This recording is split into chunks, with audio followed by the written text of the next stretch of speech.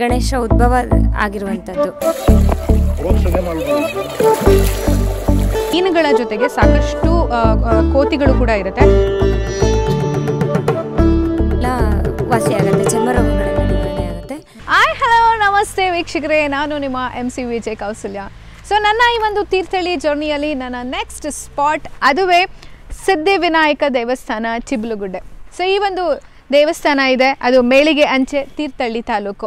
ಈ ದೇವಸ್ಥಾನದಲ್ಲಿ ತುಂಬಾ ವಿಶೇಷತೆ ಇದೆ. ಒಂದು ಗಣಪತಿಯ ದರ್ಶನವನ್ನು ಮಾಡೋದಾದರೆ, ಇನ್ನೊಂದು ತುಂಗಾ ತೀರದ ಒಂದು ದಂಡೆಯಲ್ಲೇ ಈ ದೇವಸ್ಥಾನ ಇದೆ. ಈ ಒಂದು ನದಿಯಲ್ಲಿ ನಮಗೆ ತುಂಬ ವಿಶೇಷವಾಗಿ ಮೀನುಗಳು ಸಿಗುತ್ತೆ. ಹಾಗೆ ಆ ಮೀನುಗಳಿಗೆ ಮಂಡಕ್ಕಿಯನ್ನು ಹಾಕ್ತಾ ಅದನ್ನು ನೋಡ್ತಾ ಒಂದು ನಿಜವಾಗ್ಲೂ ತುಂಬಾ ಒಳ್ಳೆ ಅಟ್ಮಾಸ್ಫಿಯರ್ ಕ್ರಿಯೇಟ್ ಆಗುತ್ತೆ. ಇದು ಯಾವ ರೀತಿ ಇರುತ್ತೆ, ಇನ್ನು ಈ ದೇವಸ್ಥಾನದ ವಿಶೇಷತೆ ಏನು ತಿಳ್ಕೊಳ್ಳೋಣ ಅಲ್ವಾ?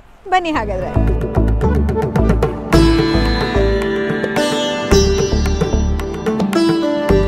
ಚಿಬ್ಲುಗುಡ್ಡಕ್ಕೆ ನೀವು ಬರಬೇಕು ಅಂದರೆ ಶಿವಮೊಗ್ಗ ಜಿಲ್ಲೆಯ ತೀರ್ಥಹಳ್ಳಿಗೆ ಬಂದು ಅಲ್ಲಿಂದ ಸುಮಾರು 10 ಕಿಲೋಮೀಟರ್ ಸಾಗಿದ್ರೆ ಸಿಗುವುದೇ ಚಿಬ್ಲುಗುಡ್ಡ ಸಿದ್ಧಿವಿನಾಯಕ ದೇವಸ್ಥಾನ.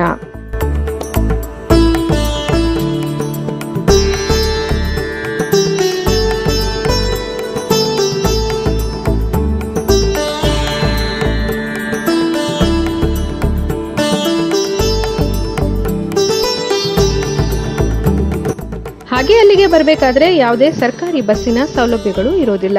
ಹಾಗಾಗಿ ನಿಮ್ಮ ಪ್ರೈವೇಟ್ ವಾಹನಗಳನ್ನ ನೀವು ಬಳಸಬೇಕಾಗುತ್ತೆ.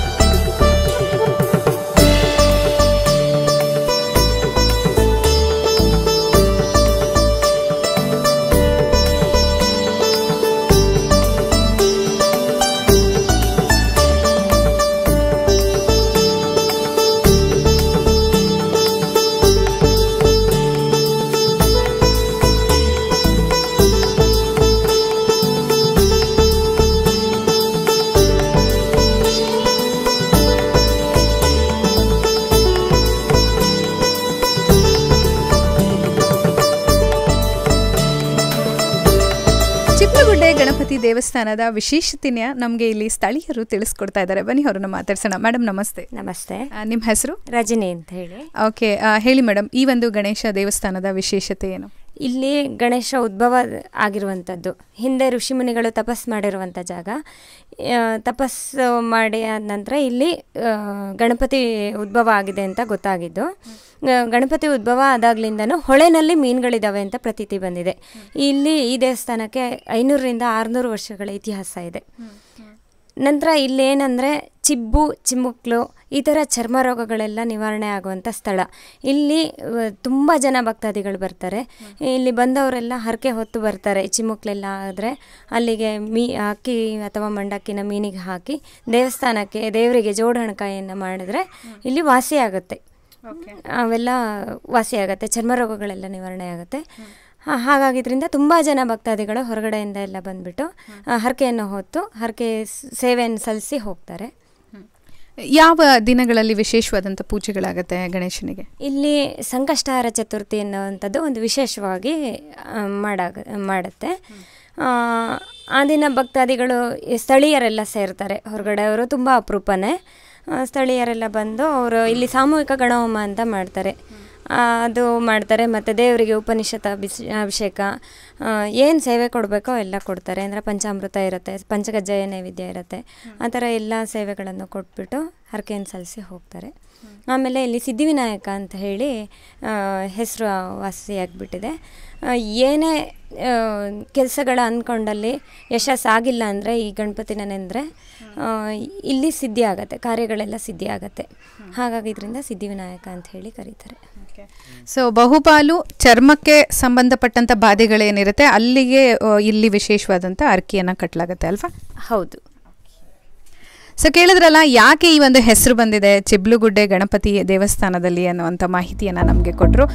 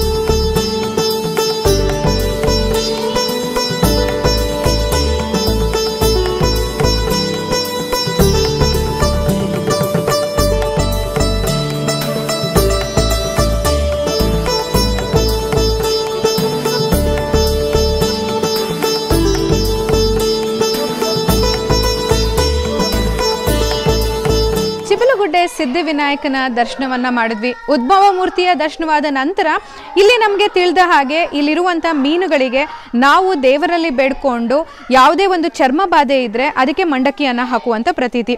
ಸೊ ನಾನು ಕೂಡ ಇವತ್ತು ತೊಗೊಂಡಿದ್ದೀನಿ. ದೇವರು ಎಲ್ರಿಗೂ ಒಳ್ಳೇದು ಮಾಡಲಿ ಅಂತ ಕೇಳ್ತಾ ನಾನು ಇಲ್ಲಿರುವಂಥ ಮೀನುಗಳಿಗೆ ಮಂಡಕ್ಕಿ ಹಾಕಕ್ಕೆ ಹೋಗ್ತಾ ಇದ್ದೀನಿ. ಬನ್ನಿ ನಿಮ್ಮನ್ನು ಕರ್ಕೊಂಡು ಹೋಗ್ತೀನಿ.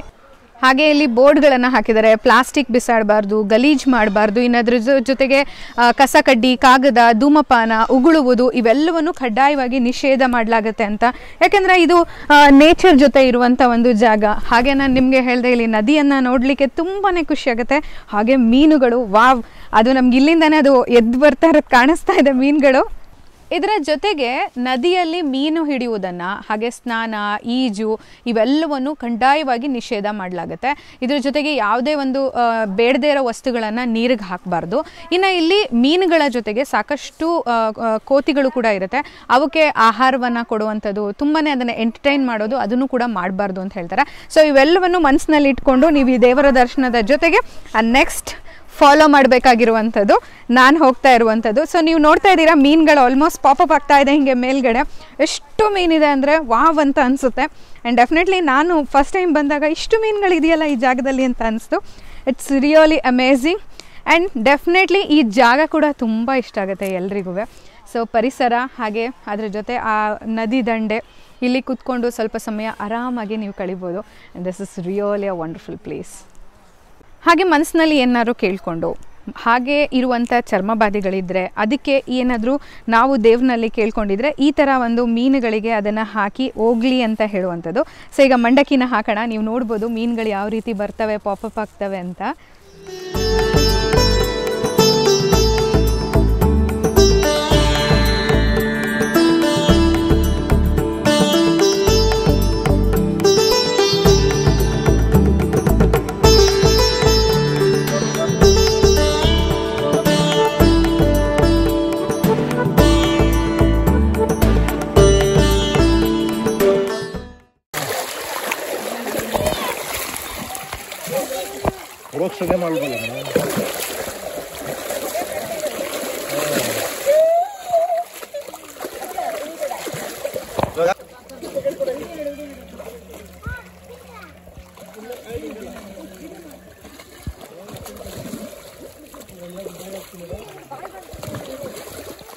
ನಾವು ಚಿಕ್ಕಲ್ಲಿಂದ ಇಲ್ಲಿಗೆ ಬರ್ತಾಯಿದ್ವಿ.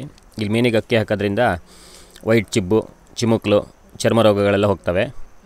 ಅಕ್ಕಿ ಹಾಕಿ ಇಲ್ಲಿ ಬಂದು ಗಣಪತಿ ತುಂಬ ವಿಶೇಷವಾಗಿದೆ. ಸಣ್ಣಲಿಂದ ನಾವು ಬರ್ತಾಯಿದ್ದೀವಿ. ತುಂಬ ಕಾರಣಿಕವಾಗಿದೆ ಗಣಪತಿ. ಏನು ಮನಸ್ಸಲ್ಲಿ ಅಂದ್ಕೊಂಡ್ರು ಅದೆಲ್ಲ ಆಗುತ್ತೆ. ಪ್ರತಿ ಸಂಕಷ್ಟ ಹೊತ್ತಿಗೆ ಗಣಪತಿ ಹೋಮ ಇರುತ್ತೆ. ಈಗ ಪ್ರತಿ ತಿಂಗಳು ಬರ್ತೀವಿ ಈ ದೇವಸ್ಥಾನಕ್ಕೆ. ನೀವೇನಾದರೂ ತುಂಬ ಗಾಢವಾಗಿ ಅಂದ್ಕೊಂಡಿದ್ದಾಗಿರೋದು ಉಂಟಾ? ಅಂಥದ್ದು ಯಾವ್ದಾದ್ರು ಇನ್ಸಿಡೆಂಟ್ ಇದೆಯಾ? ನಾವು ಮುಂಚೆಯಿಂದ ಏನು ಅಂದ್ಕೊಂಡಿದ್ದೀವಿ ಎಲ್ಲ ಕೆಲಸನೂ ಆಗುತ್ತೆ. ಗಣಪತಿ ನಡೆಸ್ಕೊಟ್ಟಿದ್ದಾನೆ ಎಲ್ಲ ಕೆಲಸನೂ. ನಾವು ಹಾಗಾಗಿ ಇಲ್ಲಿ ನಂಬ್ಕೊಂಡು ಇಲ್ಲಿ ಬರ್ತಾಯಿದ್ದೀವಿ. ಚಿಬ್ಲಗುಡ್ಡೆ ಸಿದ್ಧಿವಿನಾಯಕ ದೇವಸ್ಥಾನದಲ್ಲಿ ಸಾಕಷ್ಟು ಜನ ಕುಟುಂಬ ಸಹಿತ ಬಂದು ಈ ಒಂದು ದೇವಸ್ಥಾನವನ್ನು ನೋಡ್ತಾ ಇದ್ದಾರೆ. ಸೊ ಅದರೊಟ್ಟಿಗೆ ಇಲ್ಲಿ ಒಂದು ಕುಟುಂಬ ನಮ್ಮ ಜೊತೆ ಇದ್ದಾರೆ. ಬನ್ನಿ ಅವ್ರನ್ನ ಮಾತಾಡ್ಸೋಣ. ಸರ್ ನಮಸ್ತೆ. ನಮಸ್ಕಾರ ಮೇಡಮ್. ನಿಮ್ಮ ಹೆಸರು? ನನ್ನ ಹೆಸರು ಮಹಾದೇವಯ್ಯ ಅಂತ. ಓಕೆ, ಎಲ್ಲಿಂದ ಬಂದಿರೋದು? ಬೆಂಗಳೂರಿಂದ ಬಂದಿರೋದು. ಓ, ಬೆಂಗಳೂರಿನಿಂದ ಬಂದಿದ್ದೀರಾ, ಸೂಪರ್. ಹೇಳಿ ಸರ್, ಈ ದೇವಸ್ಥಾನಕ್ಕೆ ಇದು ಮೊದಲನೇ ಬಾರಿನಾ? ಹೌದೌದು, ಇದೇ ಮೊದಲನೇ ಬಾರಿ ಬಂದಿದ್ದು. ತುಂಬ ಚೆನ್ನಾಗಿದೆ, ನಾವೆಲ್ಲ ತುಂಬ ಎಂಜಾಯ್ ಮಾಡ್ದು. ಓಕೆ, ಹೇಗೆ ಗೊತ್ತಾಯ್ತು, ಮಾಹಿತಿ ಸಿಕ್ತು ಈ ದೇವಸ್ಥಾನದ ಬಗ್ಗೆ? ನಿಮ್ಮ ಮಗಳಿದ್ದಾಳೆ, ಅವ್ರು ಇಲ್ಲೇ ಇರೋದು ರೆಸಿಡೆನ್ಸಿ. ಅವರು ಇಲ್ಲಿಗೆ ಹೋಗೋಣ ಅಂತಂದ್ರು. ಅದ್ಬಿಟ್ಟು ಈಗ ಅವ್ರ ಮುಖಾಂತರ ಇದು ಪರಿಚಯ ಆಗಿತ್ತು. ಹಾಯ್, ಫಿಶ್ ಎಲ್ಲ ನೋಡಿದ್ರಾ? ಇಷ್ಟ ಆಯ್ತಾ? ಇಷ್ಟ ಆಯ್ತು.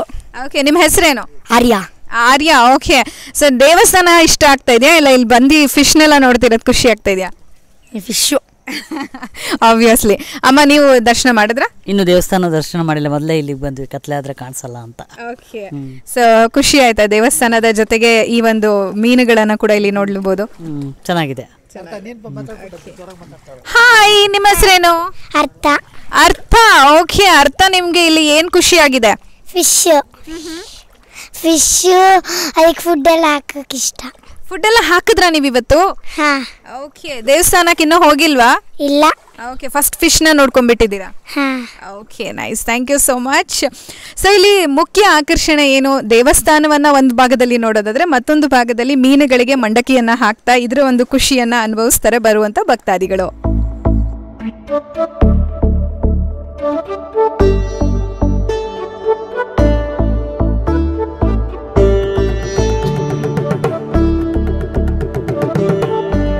ನಿಮ್ಮ ಪ್ಲಾನ್ ಏನಾದರೂ ಶಿವಮೊಗ್ಗ ತೀರ್ಥಹಳ್ಳಿ ಆದರೆ ಅದರಲ್ಲಿ ಒಂದು ಈ ಚಿಬ್ಲಗುಡ್ಡೆ ಸಿದ್ಧಿವಿನಾಯಕ ದೇವಸ್ಥಾನನ ಕೂಡ ಇಟ್ಕೋಬೋದು.